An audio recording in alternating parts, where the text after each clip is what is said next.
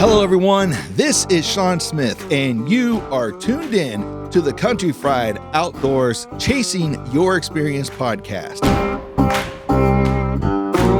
The podcast that will connect you to resources regionally and nationwide to engage them and you in open, honest discussions so that we can inspire the growth that you need to chase the experience you want.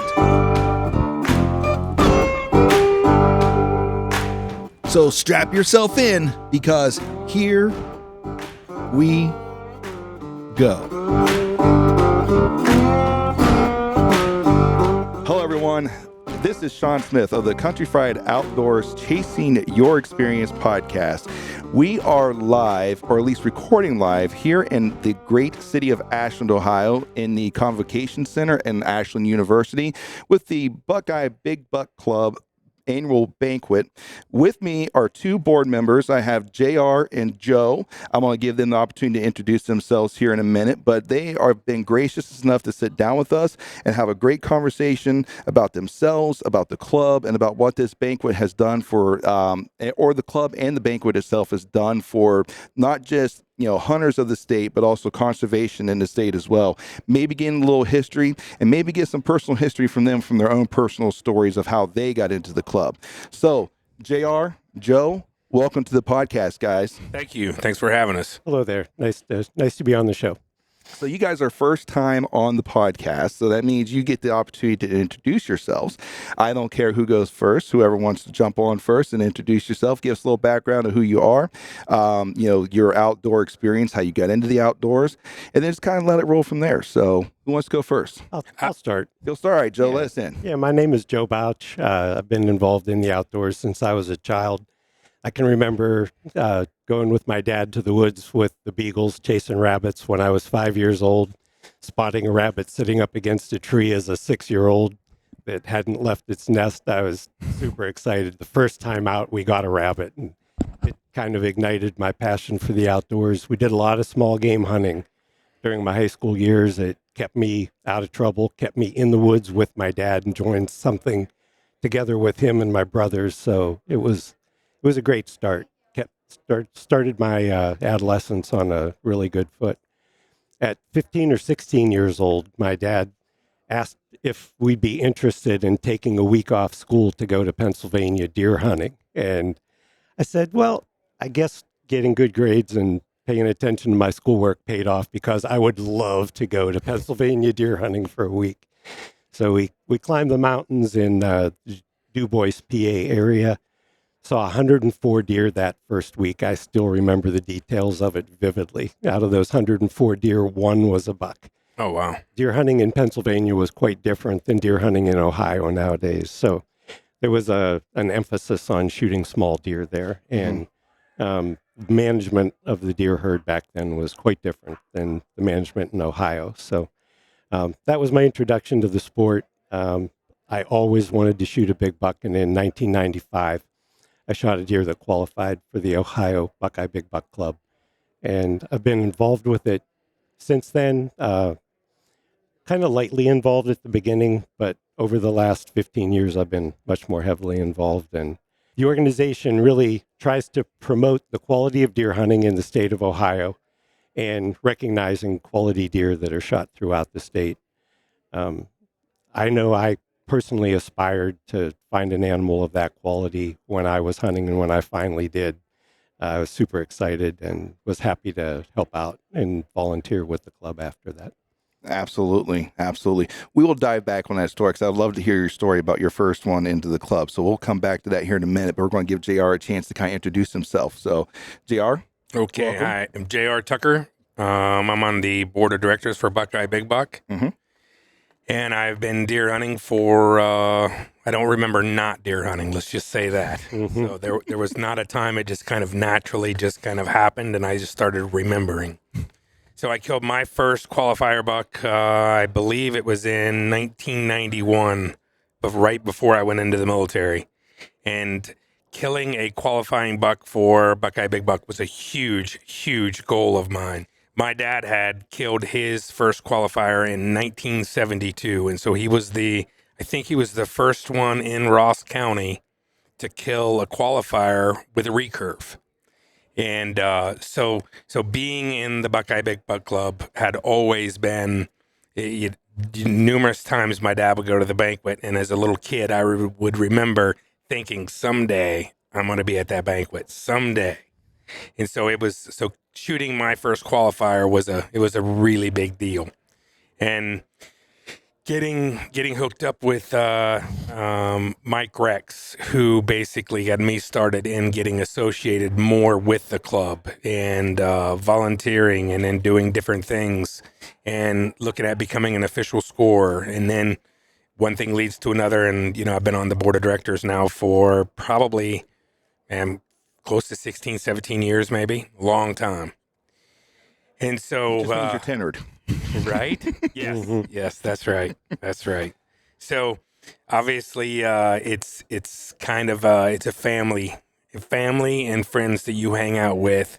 If you're part of the Buckeye Big Buck Club, then your family is, and then your friends are, and it just kind of naturally keeps growing. So tonight at the banquet, we will seat, and these numbers won't be accurate, I'm just going on an average. We will seat, close to 500 people, if not just a little over 500 people. And we will have, of those 500 people, we will have 113 to 120 females in the crowd. And lots of them are there to support their husband, but also maybe more than half are here with a buck qualifier for the club.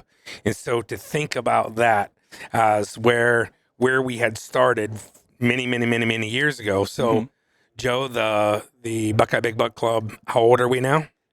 66 years. And this is our 65th banquet. 65th banquet. Over the 65 years, as the Buckeye Big Buck Club was growing, I'm confident that the first 4 or 5 did not have 113 females, at the banquet. Right. And so there's just been a lot of support for Buckeye Big Buck Club, everywhere from very, very, very, very young kids to girls, young ladies, wives. It's a family kind of event, family kind of club. And like most people, we've heard lots of people say at this banquet, you can buy your way into a lot of different organizations and a lot of different clubs. This one right here, the people that are accepting their certificate tonight, they earned it.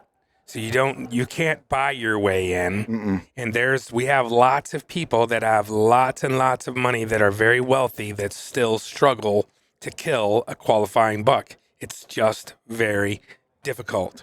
Seems like once you break the ice a little bit, then it comes a little easier. But that first one is it's pretty special. That's for sure. Tell me about it. I've been chasing one for a while now. So a little bit, not that you guys need to know, but my goal is to get one into the club because I actually want to start scoring, get more involved in becoming an official scorer. I got a few buddies from the ODNR that are chasing me to, hey, we would like to, because my law enforcement background, they're like, we'd like for you to be a scorer if you can get that done. I'm like, well, right. Well, unfortunately, I doesn't matter how much money I pay. Like you said, this is something you have to earn. And when you do, and as you know, you've been trying, and that's a goal of yours, and working with buddies and sleepless nights and all these different strategy sessions that you've had with yourself and other friends. When it does happen, and you do kill your first qualifier, it'll be super, super special. Internally, you wouldn't even be able to explain how special it is to somebody just because it's to the bone, right? It is. And I imagine it's going to feel a lot because it took me a while to actually shoot just a trophy caliber buck. It might, probably a 130 class is probably what he was. It took me forever because I've hunted since I've been a teenager, and then I started bow hunting early adulthood. I started bow hunting, and finally, after many seasons, finally connected with a a trophy caliber buck, and like the excitement. And then it was one of those. It was a very bittersweet moment because there was a lot of excitement. Like I was like, Ted, tears are shed. I can't believe I can't believe I just connected with that deer. That went from like the greatest moment of my life to one of the worst moments of my life because we never did find him. Oh geez. Yeah. Oh geez. We never did. We never did find him on the first go. I watched the arrow penetrate. It was just a little. Maybe I don't think it was high. I'm telling you, it wasn't high shoulder, but I was up a little bit higher than he was. So maybe you would probably say lower high shoulder. 20 yards, 70-pound bow. Like I barely got penetration on him. I'm like, I wasn't happy with that, and we let him go as long as we could, and it just we couldn't. We lost blood, lost him, and that was the end of it. So I know how much that meant, and I can just imagine what it's going to feel to shoot a qualifier. So I understand where you're coming on with that. So you guys have kind of alluded to your first, qualifying buck, and I'll let, if you guys want to share a story, I'd be more than happy to take it. If not, we can move on. But Joe, you kind of was talking to me earlier about the story behind yours, right? So do you mind sharing that with us? Sure. It was 1995. I was 31, 32 years old at the time. And like I said, I had started hunting at 15. So for 15 years, I was in pursuit of a deer of that quality. Mm-hmm. And I'd seen a couple, but it's difficult to see deer of the 150-inch quality in the woods. There just aren't that many of them. And they didn't get that way by being risk takers.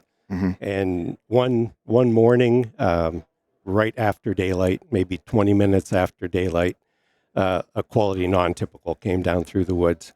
And a doe had crossed through that area earlier in the morning, and he was tracking that doe, but he couldn't figure out where she had gone.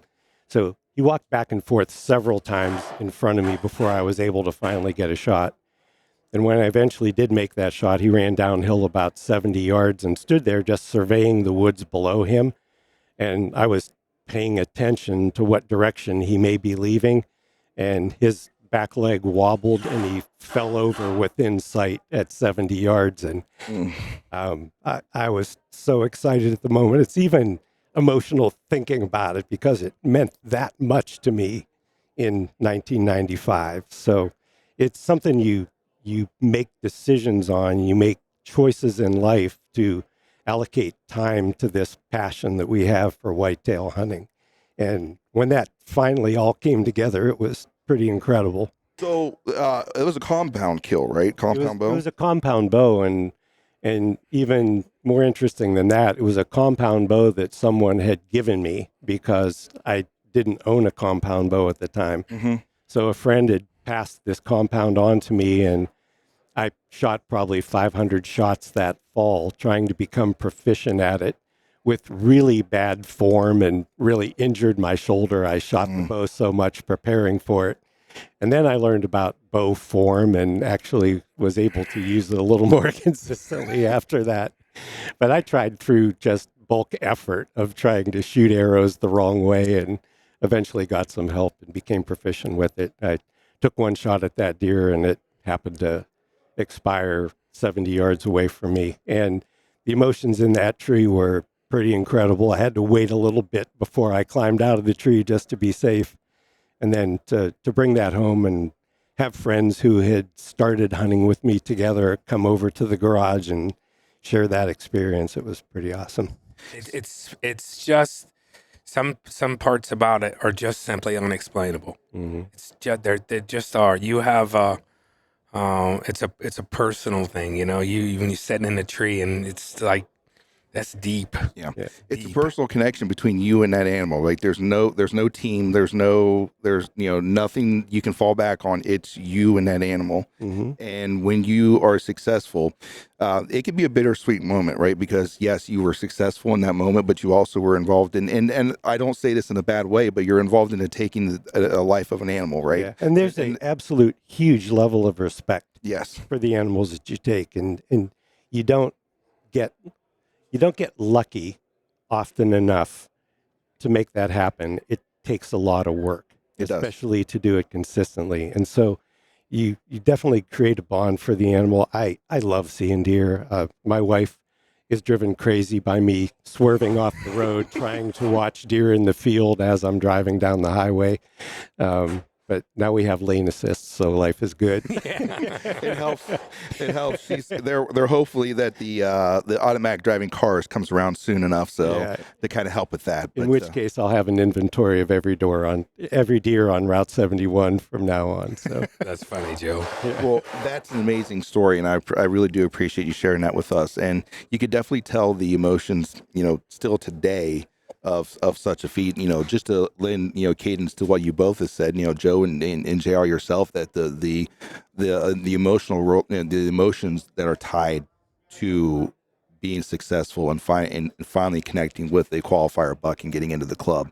Yeah, and then when you share that with your family and you have your son and your daughter out there and they have the opportunity to shoot a deer that qualifies, it's a second trip down that same emotional journey too. Yeah, absolutely. And and that's another one of those things of this there's other sports, there's other things out there. I get that. And I don't call hunting a sport. Like it's more than that, to my opinion. It's not, it's not a competition. But it's one of those few things that you set out on your own to achieve, but yet it's something that you can share with everybody, right? Your whole family becomes part of it, to have that family backing because everyone's happy for you. Your friends are happy for you. Some might be jealous at some time, but you understand what I'm saying. It's something that we can share together and connect and bond on together, which, not to get too scientific, but kind of, if you want to look at kind of our primal roots, like, that's part of who we were, how we developed, is that the hunters go out, they gather, they come back, and then everyone shares on the bounty of that, right? And now, of course, that paradigm has shifted for us as we've become more modern, right? We're not as dependent upon that, for our survival. Right. But still, it's certainly an option. But it is definitely an option. And really, you're not going to get much cleaner meat than what you do from what you provide for yourself. When you go out, you hunt wild game. You're not going to get much cleaner meat than that. Absolutely. I've had a couple of family members who have had health issues and iron issues, and their doctors always say, if you have an option, eat venison. It is the healthiest meat available to you for your condition. And knowing what to do with that animal from the time that it falls over in the forest until it ends up in your freezer, that processing of the animal from the time you harvest it it's really important to the quality of the meat. That was an amazing story, and I appreciate you sharing that with us. So I know your guys' time is limited. You guys got another meeting coming up here pretty soon. So JR, would you like to share your first entry into it, or? Yeah, sure. Absolutely. So as I said a little earlier, I think it was in 1991 that I had killed my first qualifying buck, and which was again, it was really, really special to me. It was special to my friends that we were hunting with, and it was just it's a family thing, right? As we were talking earlier, leading up to killing a qualifying buck it's like there's so many things that has to take place. There are people that go out one time and they'll set on a bucket and shoot a big buck. There's no doubt about that. And we've had a lot of deer, of special award winners. It's just, you got to have a lot of luck involved as well. But most of the time is just lots of stories leading up to killing that qualifying buck. And as we were talking a little earlier, shooting, yes, we are focused and talking about qualifiers and being here at the Buckeye Big Buck, but so we're seeing the best of the best for the state of Ohio for our last year's season. But for 500 people that are going to be here for dinner, the amount of deer that were killed in the state of Ohio that were not qualifiers, that's the start of the roadmap, right? That's the very, very start. And I know that we spend a lot of time focused and talking about deer management and improving this and doing that and doing this. But when the amount of people that we have come hunt with us, the Tucker family in Ohio, from whether they're from Michigan or Pennsylvania or wherever, we have a lot of first-time hunters. And lots of people focus on, okay, well, that deer is not ready. That deer, this deer, that deer, okay.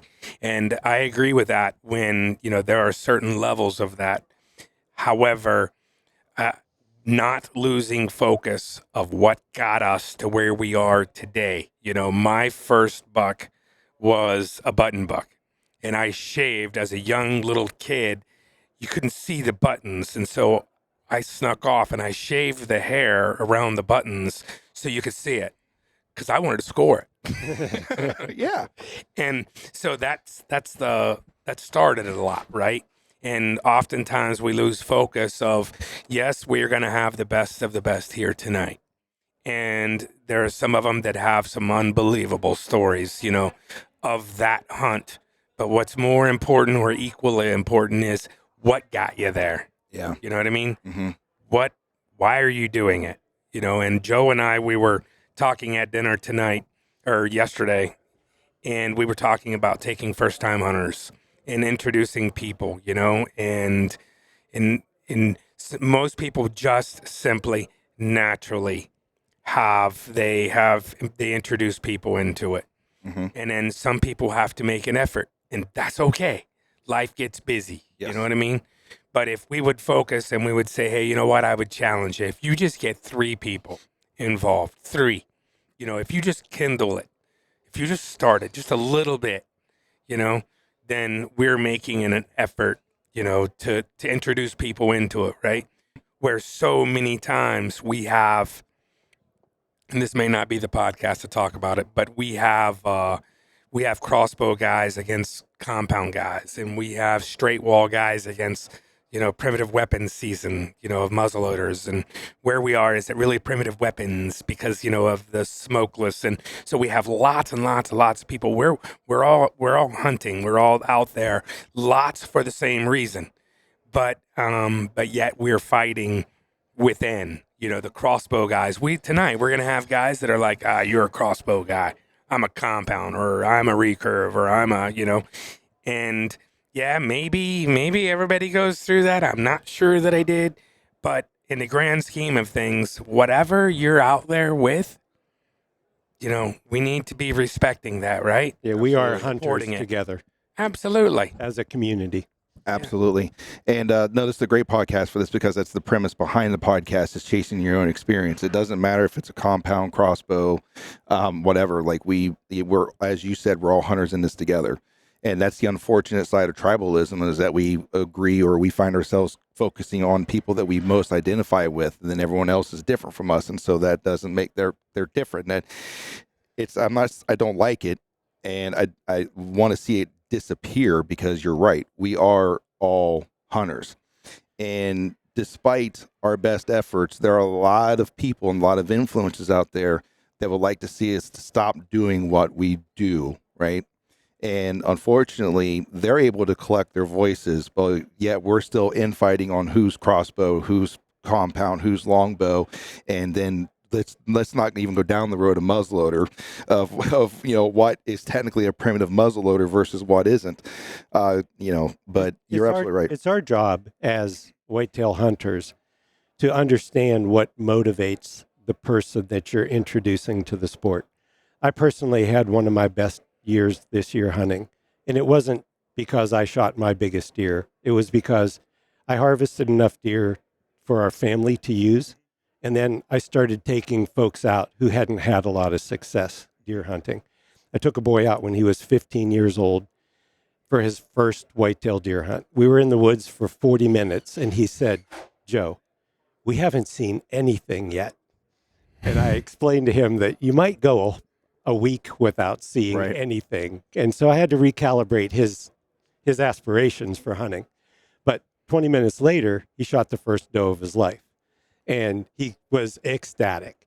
And Absolutely. I said, Donnie, you might want to stop now because no one in the world has a better deer to hour ratio than you do at this point in your life. Right. Sure. But that was when he was 15. And this year at 21, he hadn't shot another deer since then. And on the last day of shotgun season, he shot a doe while hunting with me. And like the things that came out of his mouth, like the curse is broken, I'm back in the game again. He was so thrilled at his harvest of this year, and that's what he wanted, and he was completely satisfied with it. That's awesome, and I agree with both you guys in this. That just take the time to help somebody else out, because it can become really easy to get frustrated and then leave because just not the lack of success. Or let's temper what success is, but obviously when you're out there, yes, you can call the experience, you can call the hunt itself the success, right? Because you got out. Eventually, you want to harvest an animal, right? Eventually, that's the goal at a certain point. And if you just run into a bunch of roadblocks in it, it's easy in today's world just to walk away from it and never come back to it because there's no success. And taking somebody out, like you mentioned, to bring them out, and then first off, get them recalibrated on what hunting really is. Because what examples do most non-hunting families have? It's what they see on TV. And if you watch a TV show, it's 30 minutes long and they've got maybe 2 or 3 deer dead. So to the untrained eye, well, at 30 minutes, I should have had a deer by now, right? Sure. Exactly. To bring them back into it. So thank you for sharing that. And I kind of know your guys' time is limited because of your upcoming meetings and stuff. So let's kind of focus on the Buckeye Big Buck Club for a minute, right? What is this? Obviously, it was very emotional for both of you to get your first qualifying deer into it. So obviously, this club means a lot to you, and you've brought up kind of like the whole, the kind of family aspect of it. But let's dive into that a little bit, and then what does this club mean to you? What does this club mean to just conservation as a whole, or other hunters in the state? Obviously, because we have 500 people coming here, it's a big deal for us, right? And just your overall thoughts and hopes and what you hope the future, or maybe let's recycle that question. The changes that you have seen over the years, because you started to go on that we've started to see a big shift of more female hunters being involved, right? We can even talk about harvests, what you see a shift in what people are using to get to whatever it is, right? What are the shifts? What are some of the trends you see changing? And what are some of your future hopes as we move forward in the next several years? Yep. I know it's a lot to unpack, but It is. So we remember, as Joe was talking a little earlier, and I was talking about, our first, qualifier, right? And then we talked about, what got us to have the goal of killing a qualifier. And to talk a little bit about the club and talk a little bit about why we are here right now, Joe and I, and being on the board. And Joe, a little later today, will be the chairman of the board. And so I remember, and I know that Joe does, and lots of people, I remember when I was stepped up there and I had my picture taken and I had brought my deer here at the banquet. And I remember getting my Buckeye Big Buck, like my certificate. I remember that day vividly, like every second about it. And now we are here. We have lots and lots of volunteers. Then we have lots of meetings, and it's just not hey, we're going to meet one time and then we're going to have a banquet. And so I remember how special that is, Joe. Lots of people remember how special that was. And so it is kind of our job to know all these people that are here tonight. We have a lot of first timers. We have some repeats, but we have a lot of first timers that have been looking forward to tonight, and they're driving a really long ways. And so it is from the volunteers that are here tonight with Buckeye Big Buck. They have all basically, the reason they are volunteering is because they know how special that moment is. And so tonight it's the Buckeye Big Buck Banquet, and we're here for the hunter, and to make that to continue. Everybody knows about Buckeye Big Buck Club for, as Joe was saying earlier, 65 years and strong, and we're doing great. There's it's a struggle, and it's getting harder, as we were talking about, getting together and forming, being a little more united than what we have been in the past. But, nonetheless, we'll get there.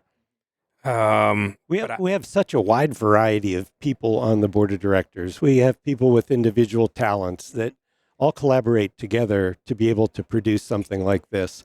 And JR hit on it really well when he said we remember that moment vividly of arriving with our first qualifying animal.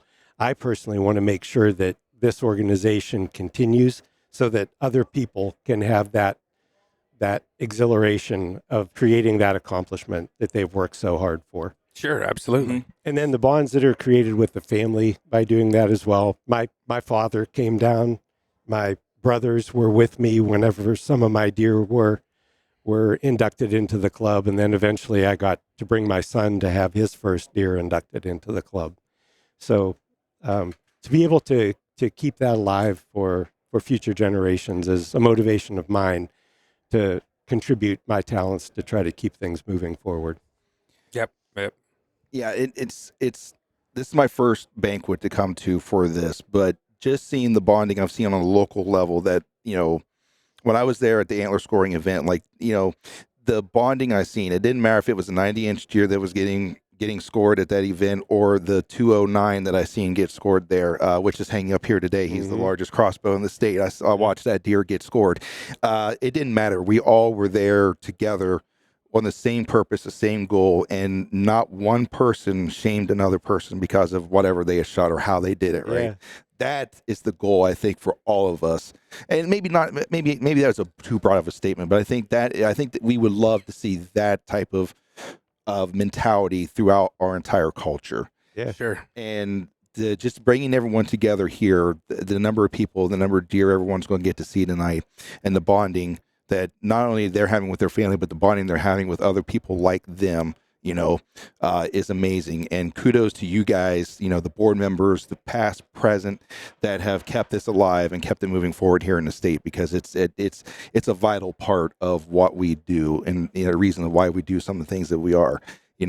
Yes, it's a goal to get to, and like you said, don't lose sight of what we originally came here for, right? Because if you chase that your entire life, you might lose sight of why you came to hunting to begin with. For sure. So you're absolutely 100% correct there.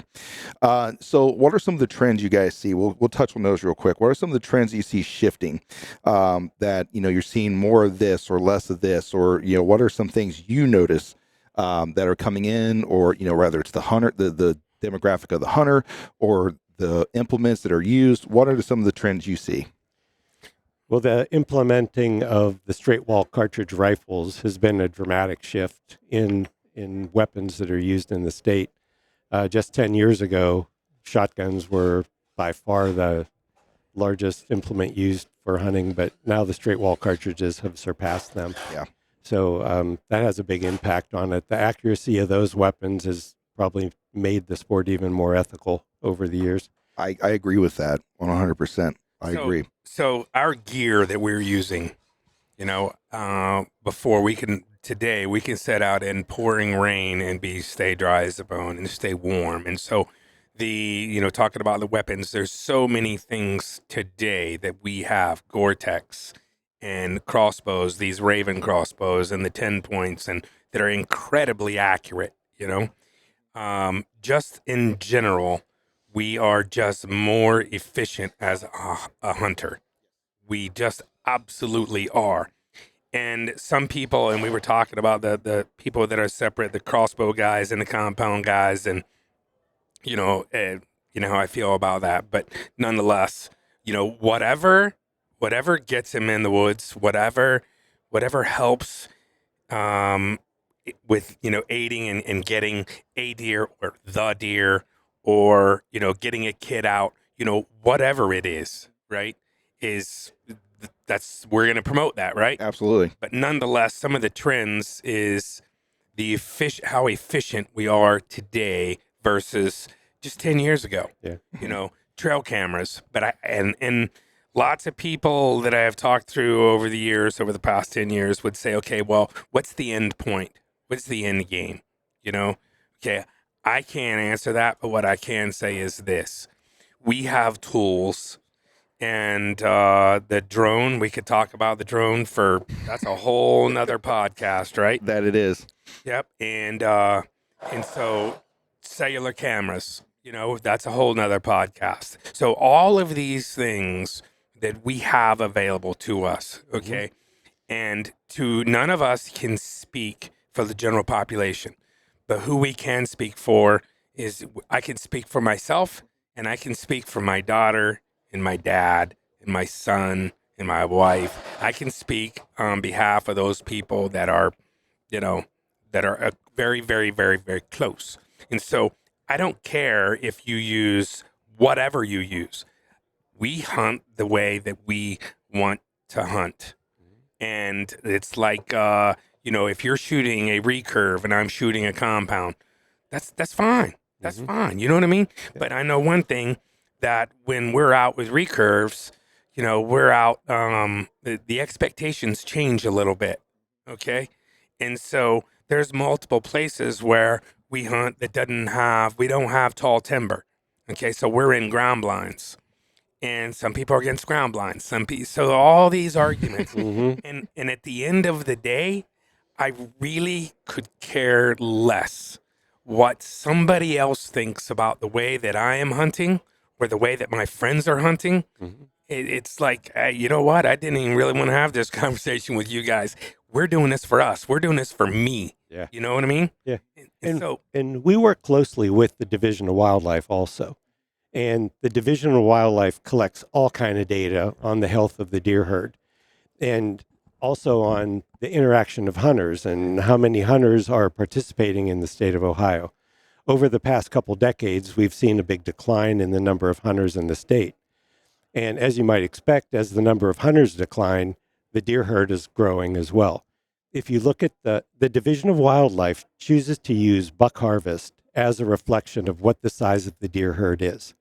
And if you just look back as closely as 2020, maybe 2019, the harvest of bucks in the state of Ohio was 70,000. A couple years later, it was 80,000, then 90,000. And this year, the buck harvest for the state of Ohio was 97,000 bucks, potentially the largest buck harvest ever in the history of the state. And utilizing some of the estimation tools of the Division of Wildlife, they're saying that implies that we have the largest deer herd ever in the state of Ohio. And if you talk to people about success rates this year, hunters had really good success rates across the state of Ohio. So we need to work on recruiting new hunters to replace the ones that have fallen off over the last couple decades, so that we can keep the deer herd in check over the next decades going forward. Yeah, and I hopefully I have an interview coming up with Mr. Tonkovich today, and I'm sure that's going to be a big discussion that we have with him about the deer herd and the management of it. But that's amazing just to hear the number of bucks alone that has been harvested. Yeah. I was just looking at those stats a couple nights ago, and they said 97,000 is a lot. Yeah. 238,000 deer across the state correct. This year with 97,000 bucks. Yeah, that's a lot of antlers that are hitting the ground there. So of those, how many are you bringing in today? Like how many of the now obviously this is not a reflection of all of the 140s or 160s that have been shot, because there are some people that it doesn't matter to them, and they're locked away in a basement somewhere. That's their own personal, right? They're not here today. But how many are you guys bringing in today? Do you know a rough number of how many? I would say annually we probably average about 400 deer that qualify for the club annually. Yeah. Yes. And about a third, 500 plus. 500 plus this year. Yes. This and year. if you looking at the state of Ohio and what we kill in just qualifying Boone and Crockett's, that number is kind of astonishing. Yeah.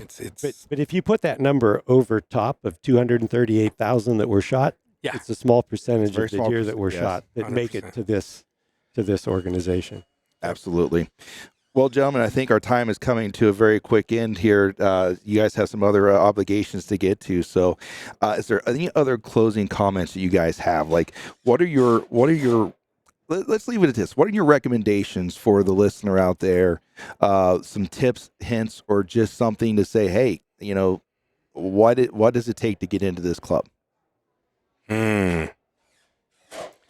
Either a lot of dedication or a lot of luck, and most of the time you need both. Yeah. You need both. Yeah.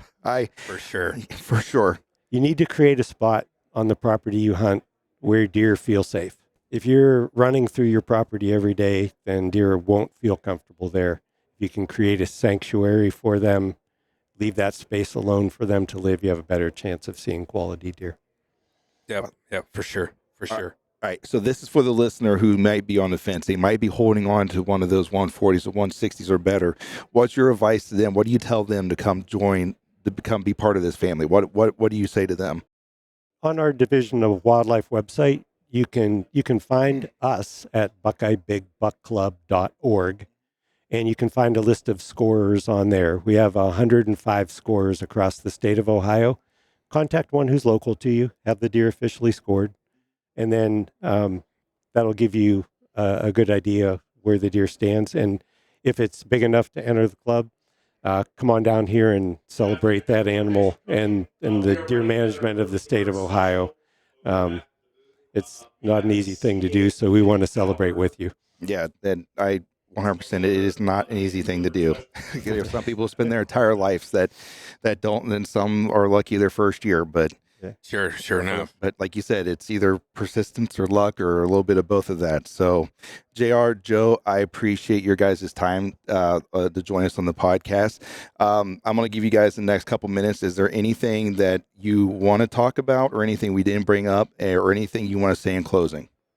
I would like to say in closing that I would challenge each of your listeners to not to sound like a broken record, and people say it all the time, but really think about it. Get somebody else involved, and getting them involved from a 0 to 10 level, even if you do something that would rank as a 1 or 2 or just something little, whether you give somebody a package of deer burger or you give them some tenderloin or whatever you can do to get the person involved and just a little more educated, give it some thought.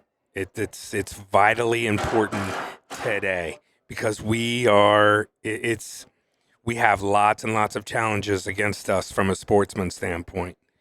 So that's my in closing. I would challenge them to get somebody involved. JR, I don't think I could have said any better myself. Joe, what about you, my man?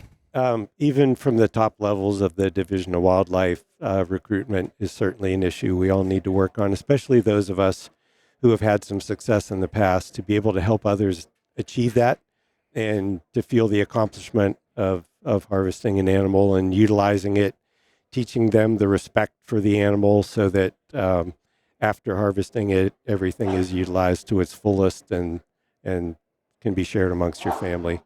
The Division of Wildlife has a focus on that, and obviously we listen to them. We see the deer harvest numbers this year. We see the buck harvest population, and all of their numbers indicate that we need to work a little harder to shoot some does to make sure that we have a healthy herd for generations in front of us. Absolutely. I Yes. have one more thing to add, and you were talking about the division. Talking with lots and lots of people from out of state, whether it's Pennsylvania or Michigan or wherever that might be, and they talk about our division for the state of Ohio, and we get lots of compliments how the division runs whether it's the hunting seasons or whatever it is. There's one thing that you're not going to please everybody. Everybody knows that. However, one thing that we can very comfortably say, in working with the division as much as we do, that the Wildlife Council, the Division on Natural Resources, lots of people that we have in place right now, the administration that we have in place, they're about as good as it's going to get. Or I would say it would rival the best of the best that we have had over the years of the history of the state of Ohio. We have a lot of people that when they're talking about hunting, they are hunters. When they're talking about one rule, they fish. So we have a lot of people that are very, very involved, and they are in the right places. And that's one of when you walk around the room tonight and you see lots of sportsmen and lots of ladies and lots of kids and lots of like gigantic whitetail deer, we helped as much as we could, from the general population. But one thing's for sure, those people that are in Columbus, they don't get lots of credit, but we know that the sportsmen, we appreciate it, and we know they're solid. We are very, very privileged to have the people. I'm a very logical person. I'm not emotional. And when people are complaining about things, about regulations of hunting, I try to arm myself with facts so that I can have a logical discussion with them. And being passionate about deer hunting, being passionate about trophy deer hunting when it's appropriate. And people ask me about decisions that were made by the Division of Wildlife. And we're privileged to see some of the statistics that the division collects across many different forums where they're gathering information. And the decisions made by the Division of Wildlife and their passion to run the organization as well as they can is really evident when you hang with those guys. And I think that they do a fantastic job of adjusting the bag limits, of monitoring the harvest, and taking statistics over multiple decades to identify the health of the herd. And all of those go into decisions that they make. And I agree with JR that I'm just totally satisfied with the work that they do and the quality of product that they produce for us. Well, if anyone ever questions the work that our ODNR or their predecessors has ever done, look at it this way. And I've heard Mike Talkovich talk about this. Around 1904, the deer were not existent in Ohio. Mm-hmm. We're just over 100 years later, and now they're asking us, hey, you need to shoot more. Yeah. Right? That's right. So obviously the work between the collaboration between ODNR or what their predecessors were, the Division of Wildlife, and the sportsmen and women of Ohio have come together to probably come up with one of the best comebacks for a species that I can name of. Yeah. In 1979, when I started deer hunting in the state of Ohio, if I saw 5 deer in a week, I was thrilled. Yeah. Now, if I don't see 5 in a day, I'm disappointed. That's right. So it's quite a shift. That's right. It is a big shift. They've done a great job over the years. Well, gentlemen, I really do appreciate your guys' time, and I appreciate what you guys and the other board members do every day to help promote our sport or our lifestyle that we all have come to love, and what you guys do to help recruit more individuals into it so that it continues on for at least the next generation, hopefully many generations after that. Guys, once again, thank you so much. If there's nothing else, we're going to close this out. Anything else? Thank you for joining us today, Sean. Glad to have you here. I'm very appreciative. You guys asked me to be here, and I'm apparently not a very gracious guest. I forgot to say something about that, but I do appreciate you guys. I'm very thankful that you guys have invited me to come out here. A small podcast just getting started, and I appreciate the work that you guys have done to help first get me here, but also some of the extra interviews and stuff we'll be having to help get the word out. So I appreciate you guys for everything you've done. So we have lots of I think looking at how many sportsmen we're going to have in a room tonight.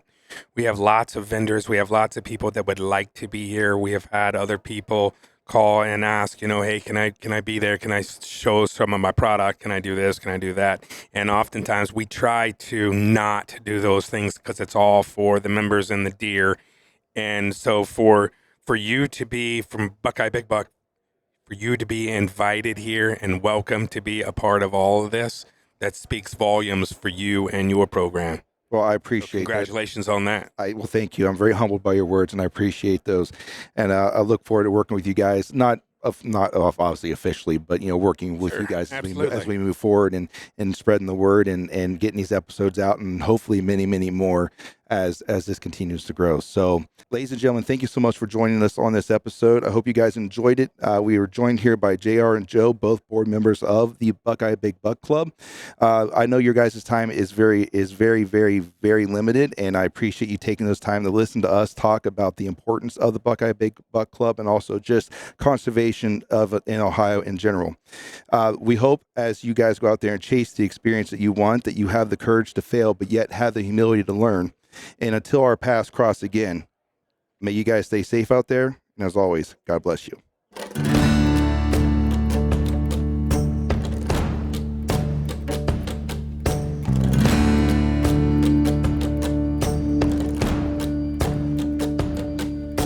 Thank you for listening to the Country Fried Outdoors Chasing Your Experience podcast. Before you go, don't forget to leave us a review and follow the show on the podcast platform of your choice.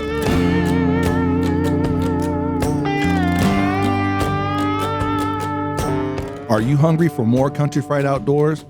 Then follow us on Instagram at Country Fried Outdoors or subscribe to our YouTube channel at Country Fried Outdoor Productions.